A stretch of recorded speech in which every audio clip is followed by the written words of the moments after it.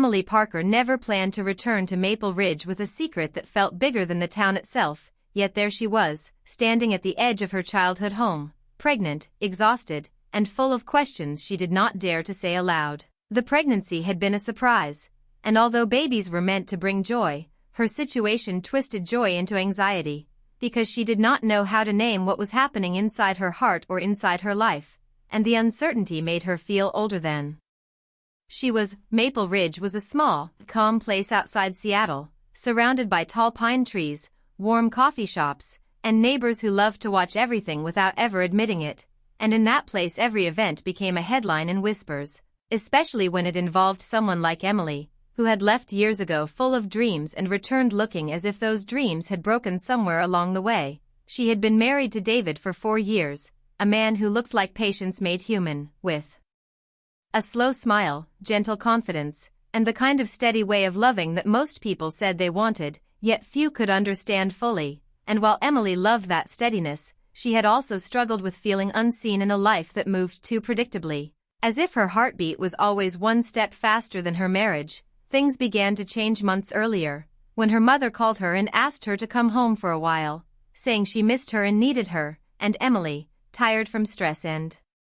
from David's long work hours and the silent spaces growing between them, agreed to visit, thinking it would be for only a few weeks. She returned to Maple Ridge, where her mother lived with her new husband, Richard, a man in his early 50s who carried himself with quiet strength and kindness, who did not talk much, but when he did every word felt honest and warm, and that calm presence made Emily feel seen in a way she had not felt in a long time. He would sit with her on the porch some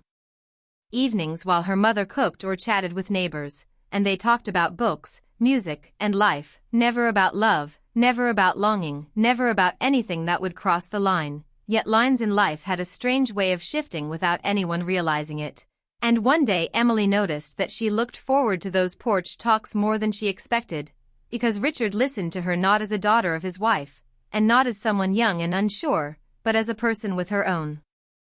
weight and dignity. That small attention softened something inside her, and while nothing improper happened, the emotional closeness changed how she saw her life. And when she finally returned to the city after weeks of staying with them, she carried a confusing mix of relief, sadness, and guilt that made her marriage feel different, even though nothing obvious had changed. David greeted her with flowers and her favorite takeout, but Emily felt how tired he was, how distant his mind felt, and how work had drained him over the months she had been gone, and instead of talking, they both slipped into old routines, trying to ignore that something felt off in the air between them. Then came the news she had not expected: she was pregnant. The test blinked positive in their apartment bathroom, and Emily sat on the floor for a long time, hand over her mouth, whispering that everything would be okay. Yet she did not feel okay. She felt terrified, because her mind raced in directions she wished she could stop, wondering about timing, wondering about life, wondering about how feelings could be complicated without being sinful, wondering how love could spill into places it was never meant to go. She did not tell David right away, not because she wanted to hide it, but because she did not know how to explain the emotions behind it, emotions she herself did not fully understand. When she finally told him, his face lit up with surprise, then softened into joy, and he hugged her tightly, talking about baby names and future plans in a voice full of hope, while Emily smiled and nodded, pretending that hope did not also feel like pressure. As weeks passed, her stomach grew and so did her confusion, because every time she looked at her reflection she felt caught between two different versions of her life, one with David, orderly and steady, built from years of shared memories, and another unspoken, unformed, emotional connection with Richard, who she tried not to think about but could not completely erase from her mind. She never reached out to him and he never reached out to her, yet memory is a quiet visitor that does not ask permission before returning, and sometimes at night she remembered the softness in his voice or the understanding in his eyes, and she wondered what her heart was trying to tell her. Even though she prayed it would stop, the town noticed her pregnancy and celebrated it, as small towns do. But Maple Ridge also had a way of noticing more than people wanted it to, and Emily felt the weight of every glance, every question, every smile that lasted half a second too long, as if people sensed there was more to the story than she was saying. She moved back into her mother's old house temporarily, because the doctor said she needed rest and because David's job schedule grew more demanding. And suddenly Emily found herself back in the same quiet rooms where everything had started months earlier. Richard did not avoid her, but he kept careful distance, always polite, always respectful, always doing the right thing. Yet there were moments when their eyes met and Emily felt a shock of recognition, not of romance, but of two people who understood that life had handed them a situation with no handbook, no instructions, and no simple outcome. One night, Emily sat on her old childhood bed and pressed her palm against her stomach, whispering to the baby and asking the universe how something so small could change so many things. And she cried quietly, not from shame, not from guilt, but from confusion, because she knew she loved David, and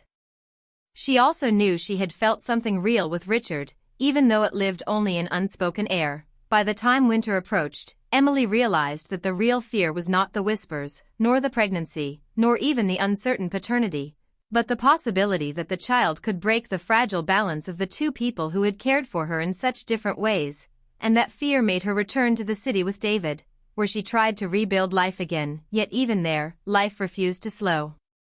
down, and although David treated her with more attention than ever, bringing warm tea and vitamins, planning doctor visits and smiling at her belly, she could not quiet the thought that the future might ask questions she was not ready to answer. Every morning she woke with hope and every night she went to sleep with fear, and somewhere between hope and fear lived the truth that she was carrying a child whose existence connected her to two men in ways she never imagined, one her husband, one her stepfather by name but something more complicated by heart, and she whispered to herself that everything would make sense one day, even if that day felt far away. And so Emily began her long wait, a wait filled with love, confusion, and a fear she never admitted out loud, telling herself that no matter what happened she would protect the child and protect the people she cared about, even if it meant carrying the unanswered question alone for the rest of her life. David tried to keep life normal, but Emily felt the changes in the quiet way he moved around the apartment, in the pauses before he spoke, in the softness of his smiles that never quite reached his eyes, and she realized that even though he had promised to be there for her, even though he had held her hand and said everything would be okay, the pregnancy had shifted something delicate between them, something that neither of them could name without fear of breaking it completely. She loved David with all her heart, she truly did, yet the closeness she had once felt with Richard haunted her like a shadow she could not escape, a memory of evenings spent talking on the porch with no interruptions, no judgments, just the quiet understanding of someone who saw her as she truly was, and that understanding had planted a seed inside her that grew into a feeling she could neither deny nor explain, and it made her wonder if love could be both simple and complicated at the same time, if it could be loyalty and longing at once, and if the heart could want two different things without betraying either. Every evening she returned from work or errands, she watched David move around the kitchen preparing tea, his hands careful, methodical, full of gentle intent, and she wanted to tell him everything, to confess the storm of emotions that roared silently inside her, but the words would not come, trapped behind a wall of fear and hope and the need to protect him from hurt he did not deserve. Meanwhile, Richard remained in Maple Ridge, aware of her pregnancy and the silent tension it brought, but he respected boundaries, never calling, never texting except once, a short email that said, "Are you safe and happy?" which Emily stared at for days, her finger hovering over the reply button before she finally closed the laptop, unwilling to open a door she feared would never close. And in her silence she realized that Richard's words carried more than concern, they carried the weight of unspoken emotions, the kind of feelings that were too dangerous to name yet too powerful to ignore. And she wondered if he felt the same way she did, trapped in a space between propriety and the pull of something forbidden by circumstance but not by heart. David, unaware of the depth of her turmoil, planned everything carefully, from doctor appointments to nursery colors, always trying to show that he loved her, that he was committed, that he would be a father to the child regardless of questions Emily could not yet answer, and she admired him, respected him, loved him, and yet felt the weight of a secret that had nothing to do with wrongdoing but everything to do with timing and human connection. And the more she tried to convince herself that her heart belonged fully to David, the more she realized that emotions were not tidy things that could be labeled, filed, or controlled. One night, while David slept beside her, exhausted from work, Emily sat on the balcony, looking at the city lights and remembering Richard's voice, his gentle laughter, the way he had listened without judgment, and she wondered if life would ever forgive her for feeling something so tender for a man she could not have, something that had never crossed boundaries but had crossed her heart in a way that left it raw and open, and she pressed a hand to her stomach, whispering apologies to a child who did not yet understand the complexities of love and loyalty, who would grow into a world full of questions and yet be innocent of them. The apartment felt quieter than ever as winter approached, the world outside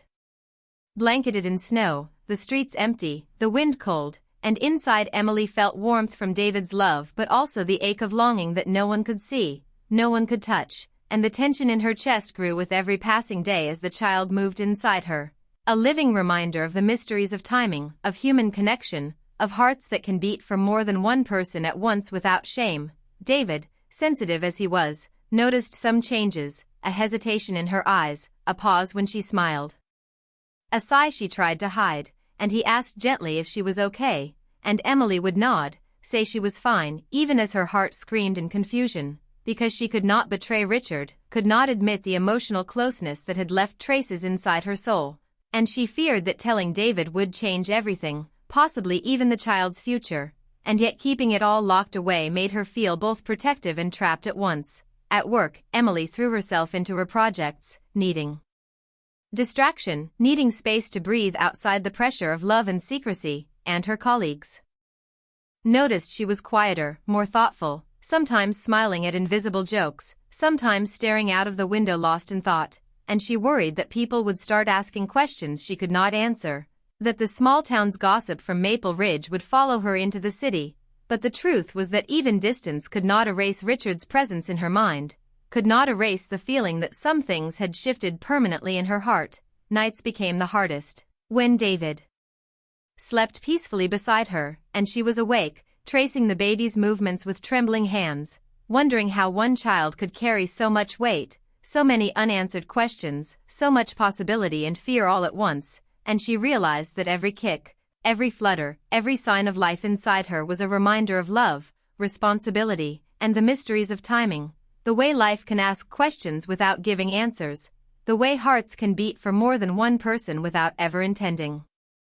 betrayal, and the way sometimes courage is not in action but in holding on to hope while fear sits beside you. And so Emily lived between two worlds, the world of David, who was patient, loving, predictable, and comforting, and the world of Richard, who had entered her life quietly, left footprints on her heart, and reminded her that human emotions cannot always be explained, controlled, or contained, and she learned to navigate each day carefully, balancing joy with dread, love with longing, and certainty with questions that would not go away. She wrote letters she never sent, whispered secrets into pillows that would never answer, and walked through streets lit by lamplight thinking about how different her life could have been, how simple things might have been if timing were different, how love sometimes arrives at the wrong moment, and she tried to tell herself that it was not wrong to feel, that feelings themselves are not sins, but that knowledge and timing are cruel teachers that force us to grow faster than we expect. Emily knew that David would one day sense her hesitation, and Richard would sense her silence, and yet she also knew that the child she carried needed a home full of love, protection, and patience, and that she had to survive her own fear and longing to provide that, even if it meant holding her secret like a fragile flame inside her chest, burning quietly, warming her, frightening her, and reminding her that some truths are only answered in time,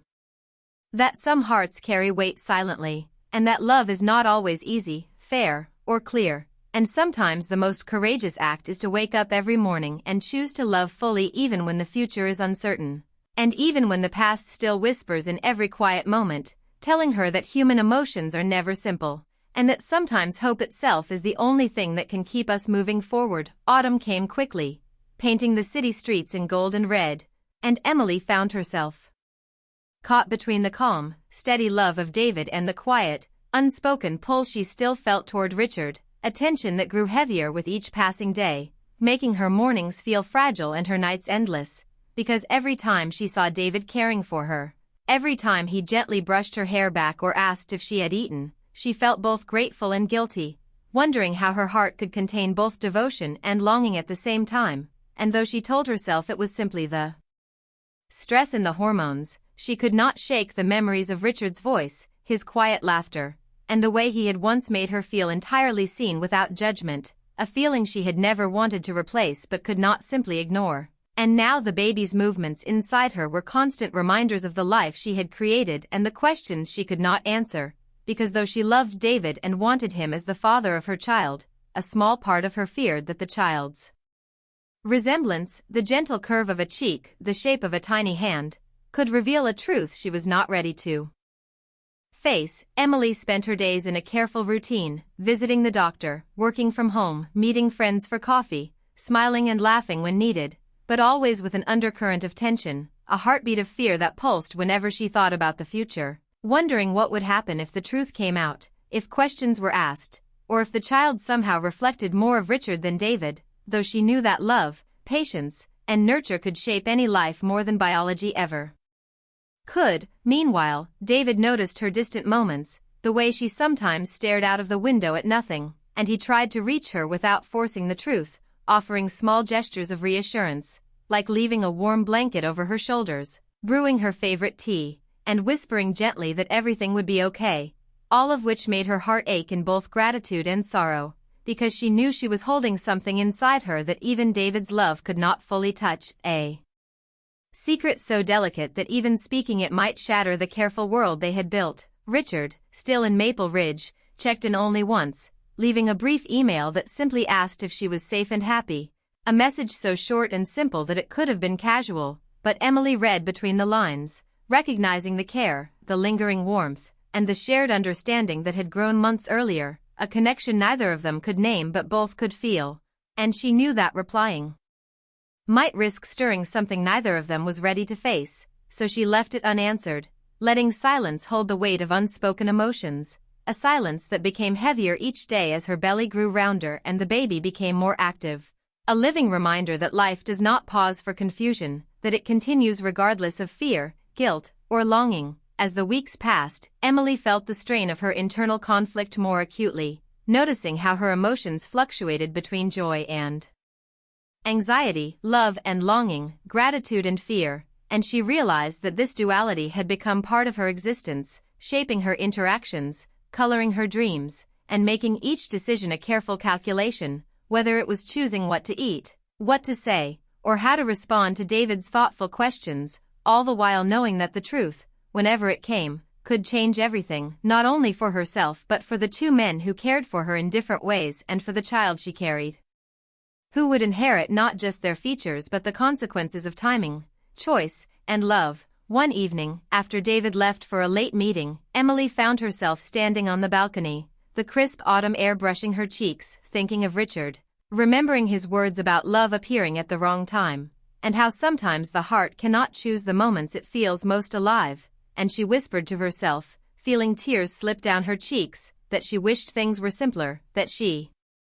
could explain emotions without fear, that she could protect everyone she loved while still being honest with herself. But the truth was that honesty could hurt as much as lies, and she could not risk hurting David, her steadfast husband, or confusing Richard, who had never asked for more than her friendship and understanding. Her mother noticed her quiet moments too, hinting gently that Emily seemed tired or distracted, and Emily smiled and nodded, careful not to let her mother read too much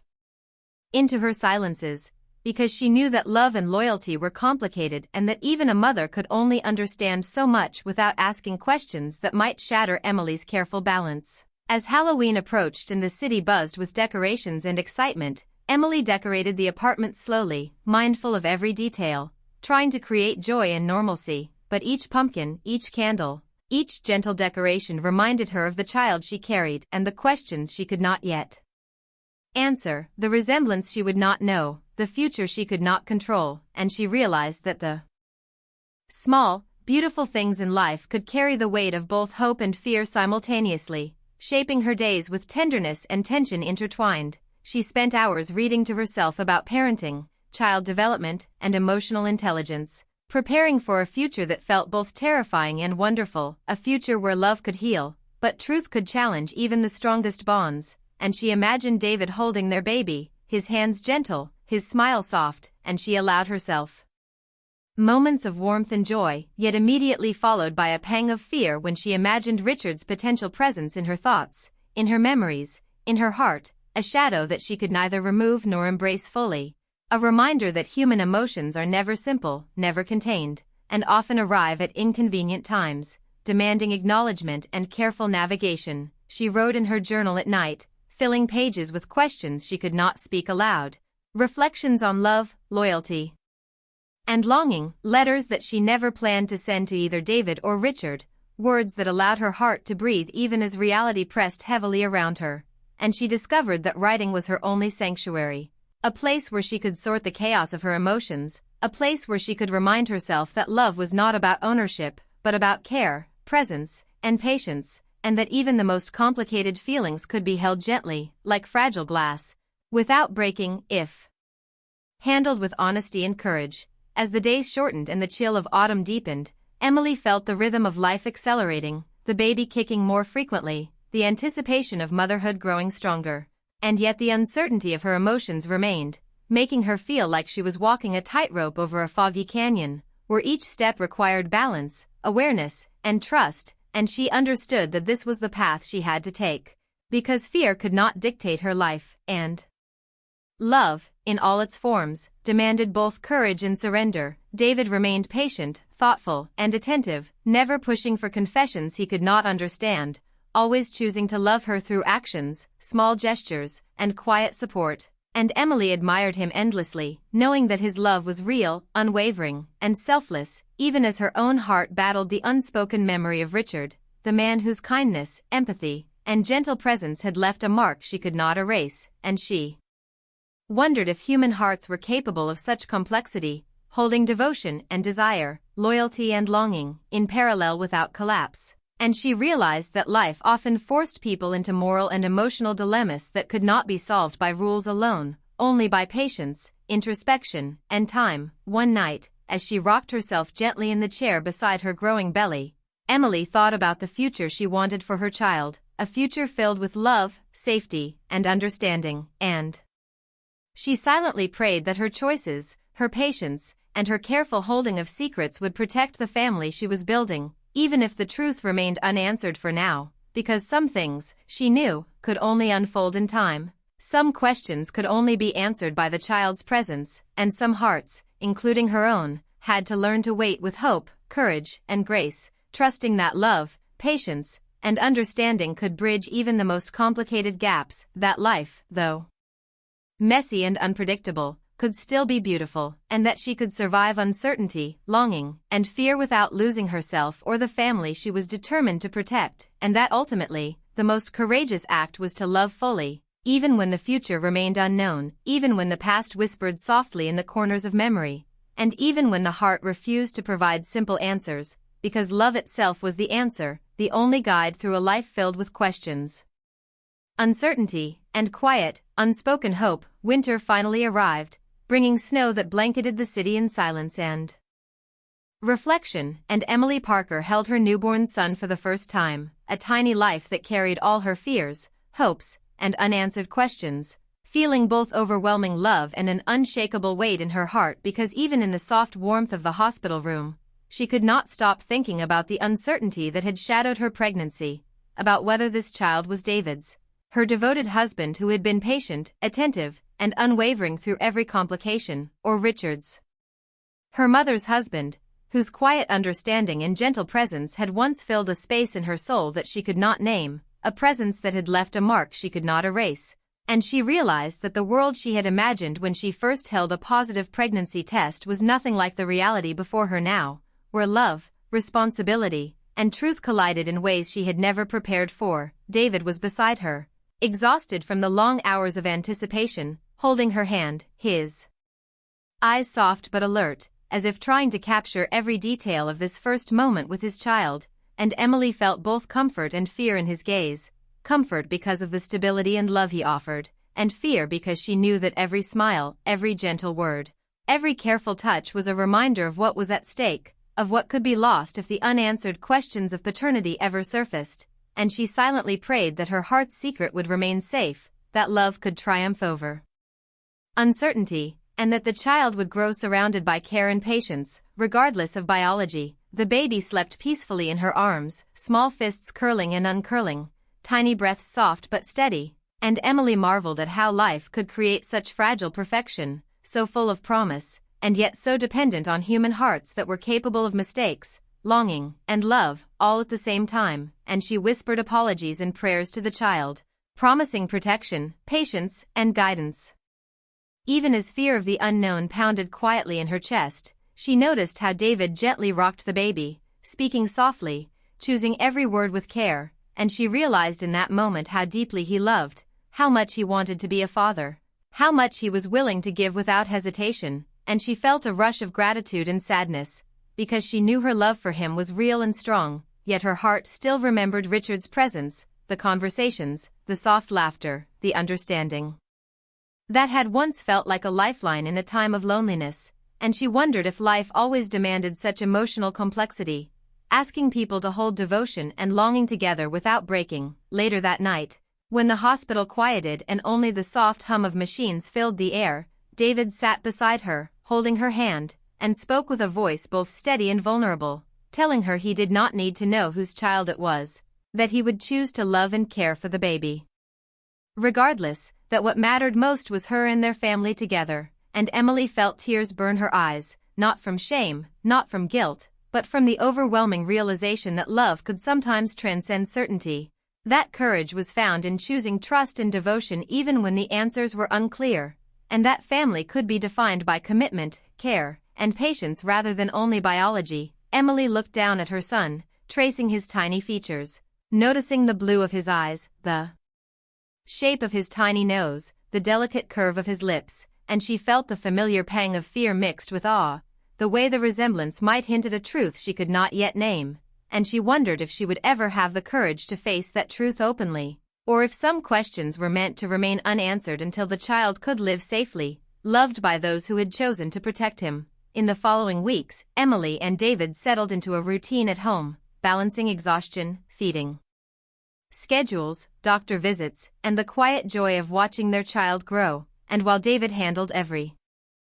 challenge with patience, attentiveness, and unwavering care, Emily often found herself reflecting on Richard, on the unexpected ways he had touched her heart, and how sometimes life gave people connections that were not meant to be acted upon but could never be fully erased from memory. And she realized that these memories, while bittersweet, did not diminish her love for David, but rather made her more aware of the complexity of human emotion, the fragility of trust, and the resilience of the heart. Friends and neighbors visited, congratulated them, offered support, and Emily felt gratitude and relief in the warmth surrounding her family. Yet she also felt a quiet tension in her chest, a reminder that life's most important truths were often carried silently, that some questions about the past and the heart might remain unspoken, and that sometimes love required patience, faith, and the courage to embrace uncertainty without letting it overshadow the beauty of what was present. David noticed her reflective moments and never pressed, simply offering his presence, a cup of tea, a gentle hand on her back, a shared smile at the baby's small movements, and in those gestures, Emily found the strength to believe that love could hold, that family could survive ambiguity, and that patience could heal and nurture even the most complicated situations. And she silently thanked him for choosing to stay, for loving her without conditions, and for embracing a future that she had not yet fully understood but desperately wanted to protect. Nights became quiet moments of reflection, as Emily rocked her son to sleep, whispering songs she remembered from childhood, feeling the warmth of David beside her, thinking of Richard's brief messages and the porch conversations from months ago. And she realized that life was not about choosing perfectly, but about choosing courage, love, and commitment even when the heart wavered, even when questions remained, and that her child would grow not only with the love of a father and a mother, but with the knowledge that life could be complex and still beautiful, that people could hold multiple truths in their hearts without breaking, and that hope could survive alongside fear, as long as care, patience, and devotion were present. Emily decided she would not seek answers immediately, that she would let life unfold naturally, that she would allow herself and everyone involved to breathe, to love, and to embrace the moments that mattered most, the laughter, the first smiles, the gentle coos, the quiet nights, the warmth of shared hands, and the small victories of a child learning the world, because some truths, she realized, would reveal themselves in time. And some questions were less important than the love she could give and the safety she could provide. And so, in the quiet of winter nights, Emily held her son, watched David sleep beside her, and whispered softly to herself that she still did not know whose child it was. Stepfather or husband, and it scared her, yet she also knew, with a calmness she had not felt before, that love, commitment, and patience were stronger than uncertainty, that life would continue, that hearts could hold, and that her small family, imperfect and complicated as it was, would survive, thrive, and find joy in the moments they chose to embrace together, proving that sometimes the most powerful choice is not to demand answers immediately but to choose love, courage, and faith in the people who stand beside you. And in that choice, Emily found not only hope, but the beginning of a life that could be beautiful even in the shadows of unanswered questions, a life where love, in all its forms, guided the way forward, quietly, steadily, and fully.